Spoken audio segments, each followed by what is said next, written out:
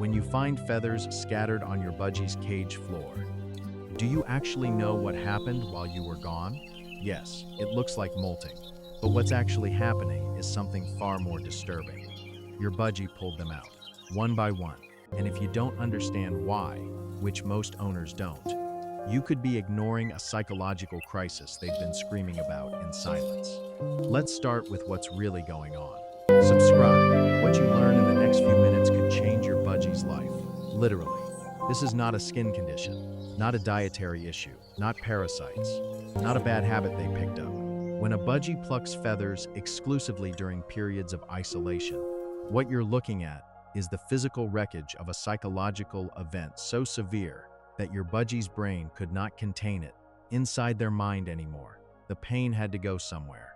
It went to their feathers, to their skin, to the one thing they could control when everything else, the cage, the silence, the empty room, was beyond their power to change. This is not something you fix with a spray bottle or a vitamin supplement. This is something you fix by understanding what happens inside your budgie's brain from the exact second you walk out the door. The door closes. For the first few seconds, nothing visible changes. Your budgie might stay on their perch, might look toward the door, might shift their weight slightly. But inside, a clock has started. Within the first minute, the contact calls begin. Sharp, rhythmic, fired at regular intervals like a distress beacon. This is not random chirping. This is the flock location protocol, an ancient vocal system designed to do one thing: confirm that the flock is still within range. Where are you? Where did you go? Are you coming back? Am I alone now? Each call is launched and the budgie waits, listens, waits. The silence that comes back is not neutral. Every unanswered call registers as data. And the data is building a case their nervous system does not want to prove. By minute 5, corticosterone, the primary stress hormone in birds, begins flooding their bloodstream at levels that in a wild budgie would only occur during two events: a predator attack or a flock separation. Their body cannot tell the difference between you going to work and the flock vanishing from a roosting tree. The hormonal response is identical. The terror is identical. The calls continue, maybe louder now, more urgent. The intervals shorten, the pitch changes. This is no longer a location check. This is begging. And then, somewhere between 5 and 15 minutes, the calling stops. Owners who've set up cameras and watched this moment always describe it the same way. They say their budgie just calmed down, settled, went quiet. They didn't calm down. What happened is called learned helplessness. The calls went out. No response came back. The brain, running the same survival software it's run for millions of years, processed the silence and reached a conclusion. The flock is gone. Calling is futile. Conserve energy. Survive. The silence you hear when you come home, the quiet budgie sitting peacefully on their perch, is not peace. It's the aftermath of a bird who screamed into an empty room until their nervous system gave up. And it's in this silence, this exact phase, that the first feather comes out. Not all plucking is the same. Where they pluck tells you how deep the wound goes. The chest. Soft down feathers pulled from the breast and belly. This is where it starts for most budgies. The chest contains the densest concentration of sensory nerve endings. Each pulled feather triggers a sharp microburst of sensation, a jolt that momentarily cuts through the fog of despair the way a pinch wakes you from a nightmare. The budgie isn't choosing to hurt themselves. Their brain discovered that physical stimulus briefly interrupts emotional anguish. Pull, jolt, momentary relief. The anguish returns. Pull again, a loop, self-soothing through self-destruction. The same neurological mechanism behind nail biting, skin picking, hair pulling in humans. Different species, same desperate math, the wings. Not pulled, chewed, shredded. The edges of flight feathers barbered into ragged strips. This one carries a meaning that will sit with you. A budgie under stress whose deepest instinct says fly, find the flock, fly to them, fly away from this, but who cannot fly because the cage won't allow it. Redirects that trapped energy into feathers themselves. They can't use them to escape, so they destroy them, a displacement behavior. The nervous system demanding action, the body unable to provide it. The energy rerouting into the one thing connected to the solution they can't reach. They're chewing on their own escape route because the door won't open. The tail, entire feathers yanked from the follicle. Blood at the base, This is not self-soothing anymore. A tail feather extraction is painful, significantly painful. A budgie that has reached this stage has crossed from anxiety into something closer to genuine self-harm. The brain can no longer separate the emotional pain of isolation from the physical pain of extraction. Both have merged into a single overwhelming experience. A wall of sensation the bird cycles through because stopping means returning to the silence, and the silence is worse. The skin. A budgie who has plucked an area bare and now bites into their own exposed flesh, drawing blood, reopening wounds. This is a veterinary emergency and a psychological crisis. The neural pathway for plucking has been carved so deep that it no longer requires the original trigger. The behavior has become self-sustaining, a loop that runs on its own power. Even if the isolation stopped tomorrow, the plucking might not, because the brain has adopted it as its primary response to any discomfort, any stress, any moment of unease. The exit became the prison.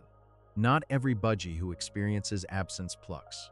What separates the ones who cope from the ones who spiral comes down to 5 things most owners never consider. Were they raised alone? A budgie hand-fed in isolation during the first 8 weeks of life. No clutchmates, no flock sounds. Just a human hand and a syringe, develops a neurological dependency on constant companionship, so deep that solitude doesn't just feel uncomfortable, it feels unsurvivable. The socialization window closed and loneliness became hardwired as a threat. Were they trained for departure? A budgie, whose owner left for 8 hours on day 1 with zero preparation, experienced the psychological equivalent of being dropped in open water without warning. Departure tolerance isn't automatic. It's built 30 seconds at a time, 60 seconds, 5 minutes, teaching the brain that absence is temporary, not terminal.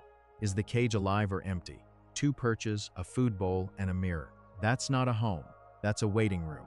A cage without foraging enrichment gives a stressed brain nothing to redirect toward. And the mirror makes it worse. Your budgie calls to the reflection. The reflection moves its beak but makes no sound. The loneliness doubles. Is there ambient sound? Silence in nature means one thing to a budgie. Every other bird is gone or dead. A radio on low. Budgie flock sounds playing from a speaker, household noise from another room. Any ambient audio tells the nervous system the world is still populated, still alive, still safe enough that sound exists. Did you make leaving dramatic? This is the one that guts owners when they hear it. If you spend the last 5 minutes before leaving showering your budgie with attention, long goodbyes, extra head scratches, a voice full of love and guilt, you are building an emotional peak so high that your disappearance becomes a cliff. The contrast between the warmth of your goodbye and the silence that follows is the blade. The counterintuitive truth: make departures boring, brief, emotionally flat, no fanfare, no guilt. Walk out like you'll be back in 30 seconds. Because to your budgie's nervous system, the size of the goodbye predicts the size of the loss. If your budgie is already plucking, this is not a sentence. This is a starting point. First, change the environment immediately. Foraging toys, shredding materials, anything that gives their beak a target that isn't their own body. The compulsive energy needs somewhere to go. Give it an exit that doesn't draw blood. Second, retrain departure. Start impossibly small. Stand up. Sit back down. Leave the room for 10 seconds. Come back. No celebration, no greeting, just return. Stretch it. 30 seconds, a minute, 5 minutes. Every return writes the same line in their brain. The flock leaves, but the flock comes back. Always, without exception. Third, consider a companion, not as a replacement for you, as a living, breathing, warm-bodied presence that prevents the neurological freefall of total isolation. A second budgie doesn't fix plucking, but a second budgie means your bird never sits in a silent room believing they're the last living creature on Earth. Fourth, and this is the hardest one, look at yourself, not with judgment, with honesty. Did you become your budgie's entire world? Were you so available, so present, so enmeshed that your absence became the only variable their psychology couldn't absorb? Sometimes the most loving thing you can do for a feather-plucking budgie is to become slightly less central to their existence. Not less loving, less indispensable, so that the moments when you're gone stop feeling like the end of everything. Every feather on that cage floor was a word, not a symptom, not a habit, not a deficiency. A word, screamed into a room where no one was listening, by a bird who had no other language left for what they were feeling. You're listening now. That's the part that matters. Not what happened before you knew. What you do now that you do. Your budgie pulled those feathers because they couldn't pull you back into the room. Now you know. And now they'll never have to say it that way again. Like if this changed something for you today. Follow. There's more your budgie needs you to understand. And we're not done yet.